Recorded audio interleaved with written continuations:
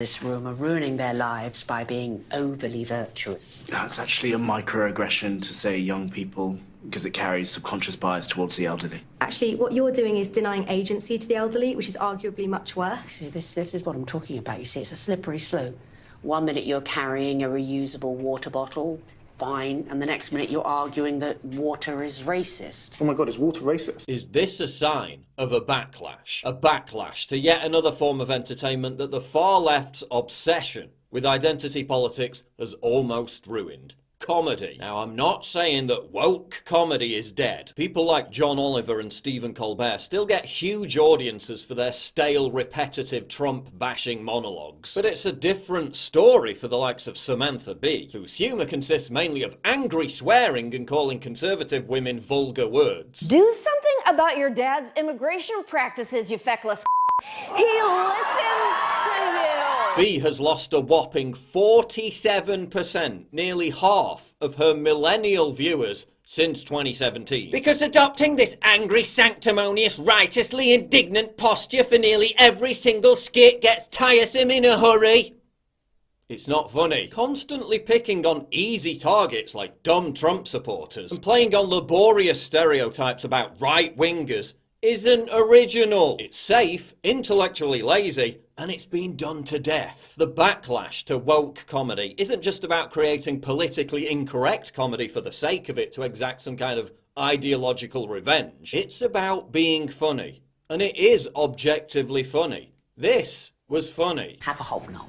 I find the word hobnob very phallocentric. Fuck off, Jamie. Amy Schumer talking about her vagina over and over again. That's not funny. Vagina. Vagina. Vagina. Vagina. Vagina. Vagina. Vagina's vagina. Vagina. Vagina. Vagina. Just do women's comedy stuff, you know, talk about how fat you are and how you want to have sex with guys and then say, my vagina, a lot. Michelle Wolf slurring out predictable punchlines in front of a sycophantic audience that will laugh at anything she says so long as it's anti-Trump isn't funny. You guys are going through cabinet members quicker than Starbucks throws out black people. Sarah Silverman awkwardly crowbarring cliched crap about white privilege into a comedy routine isn't funny. I love you, police officer.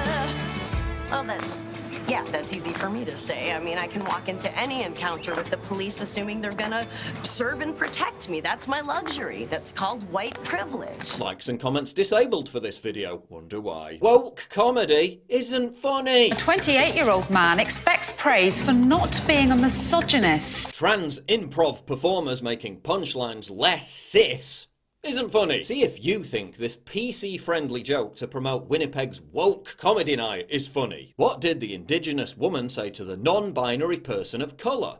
It doesn't matter because these people aren't here to be the punchline.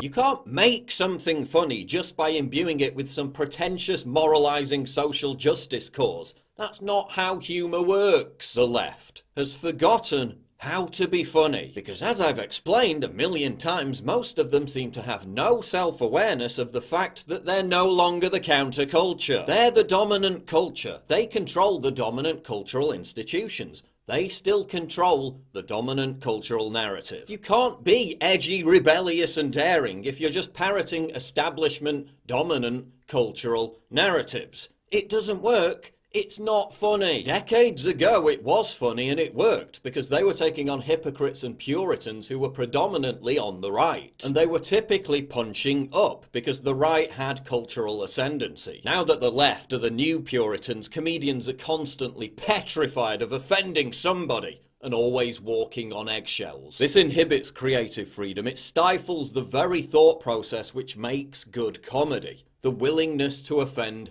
everybody, not just easy right-wing targets, so long as it's funny. Sarah Silverman used to be funny. Now it sounds like someone's turned her into a Stepford wife. I do think it's important as a comedian, as a human, to change with the times, to change with new information. People like Jay Leno, Seinfeld and Chris Rock have stopped performing in front of college audiences because the snowflakes just can't handle it. College kids now are so politically correct. A lot of comics don't want to play colleges because they feel that the environment is too PC, and I don't think that that's good for comedy. I don't think it's good for college students. Even leftist darling Bill Maher was protested because he criticised Islam. There's a creepy PC thing out there that really bothers me. This was aired 5 years ago. Ask yourself, would Comedy Central broadcast it today?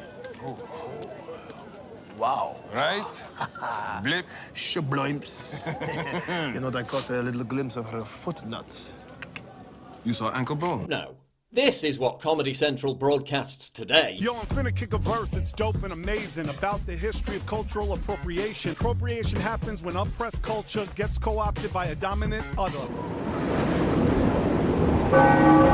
Former head of BBC Comedy Shane Allen said Monty Python, universally recognised as one of the funniest and most inventive comedy sketch shows of all time, wouldn't be commissioned today because it's too white. Co-writer Stephen Merchant said The Office wouldn't get commissioned by the BBC today because, quote, increasingly now it feels like it's the liberal agenda that dictates what can and cannot be joked about. British comedy was once the envy of the world. Now we put people in jail for offensive jokes, and the BBC airs this humour holocaust instead. Headlines on the hour. Trump's cognitive ability normal. He's just a prick, says White House doctor. You called Donald Trump a prick? Hilarious! How bold, how fresh. How long did it take your team of writers to come up with that stroke of comedic genius? But again, this goes back to prioritising identity politics tokenism over being funny. As soon as you remove being funny as the #1 priority of any joke,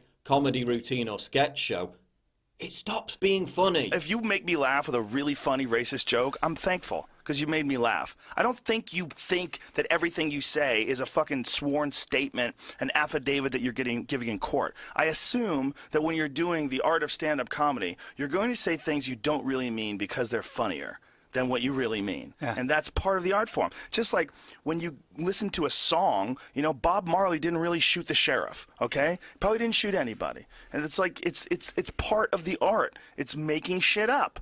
And when you take that away because people are going to be offended, well, then you remove almost every movie that's ever been made. You remove almost every book that's ever been written. You take away almost every stand-up comedian set, and you just get, you fucking nerf the shit out of the world, and everybody's boring. Also, because most intersectional PC nonsense is embraced and promoted by government bodies, big academic institutions and large corporations, politically incorrect comedy isn't punching down, it's punching up. There's also an elitism which runs through mainstream comedy that genuinely does punch down against working class people like Brexit supporters. But that's now being countered by comedy like this. Fucking telling me I'm a fucking racist because I voted Leave, right? We're racist. Working class people on the fucking front line of racial integration. Do you know what I mean? We've actually got friends in those communities.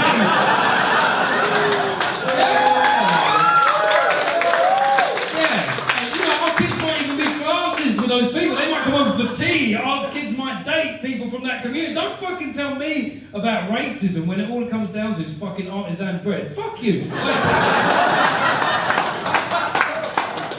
Yeah, we know who's going to come and, you know, pick the strawberries or work at Pret. Oh, wow, I didn't realise that's what the EU was there for. Signs that the backlash to political correctness is taking effect in comedy or everywhere. Before she was forced to bite the bullet for an offensive tweet, Roseanne's sitcom returned to glowing acclaim and massive ratings. And its revival was big in its debut with 25 million viewers. Thank you for making America great again. ABC cancelled Tim Allen's sitcom, which featured a conservative as the main character, despite good ratings. What do we call people that go willy-nilly through life just doing things because it feels good?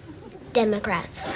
YouTube Red surprisingly produced an unashamedly politically incorrect satirical series, Cobra Kai. The first episode alone was watched by 40 million people. Nearly all the truly talented and successful comedians in recent times, Joe Rogan, Bill Burr, Ricky Gervais, are anti-PC, or at least they don't let their act be controlled by it. Dave Chappelle's comedy special was a huge success after he warned other comedians that boring, formulaic, Trump-bashing jokes weren't funny. And more comedians are speaking out. Rob Schneider said, quote, Much late-night comedy is less about being funny and more about indoctrination by comedic imposition.